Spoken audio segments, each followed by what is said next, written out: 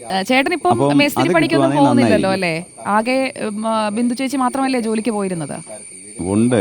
ഇടയ്ക്ക് എനിക്ക് ശാരീരമായ ചില അസുഖങ്ങളും കാര്യങ്ങളും ഉണ്ട്. എപ്പോഴും ഒന്നും പണി കാണത്തില്ല. മഴയൊക്കെ അല്ലേ, അന്നേരം ചില ദിവസങ്ങളിൽ പണി കാണത്തില്ല. എന്നാലും എവിടെന്നെങ്കിലുമൊക്കെ ഞാൻ എൻ്റെ പണിയും അല്ലാത്ത വേറെ പണികൾ, കൂലിപ്പണി ഉണ്ടല്ലോ നാട്ടിൽ, അതിനൊക്കെ പോയി കുടുംബം തള്ളി നീക്കി പോകണ്ടായോ, അതിനൊക്കെ ഞാൻ പോകും. ഇനിയിപ്പോ നവമിയെ ചികിത്സിച്ച് ഭേദമാക്കി ഓപ്പറേഷനൊക്കെ കഴിഞ്ഞിട്ട് തിരിച്ച് കോളേജിലേക്ക് വിടുകയും വേണം.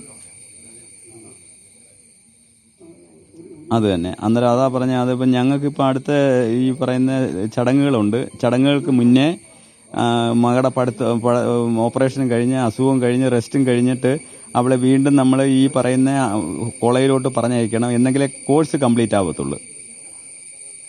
അതാണ്.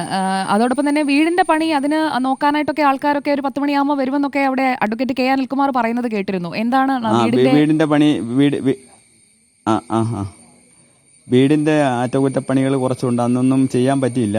അത് നമ്മൾക്ക് കാശ് അങ്ങോട്ട് മാറ്റാൻ പറ്റിയില്ല. കൊച്ചിന്റെ പഠിത്തങ്ങളും കാര്യങ്ങളും ഒക്കെ ആയിട്ട് പോയതുകൊണ്ട് പൈസ അങ്ങോട്ട് പോയി.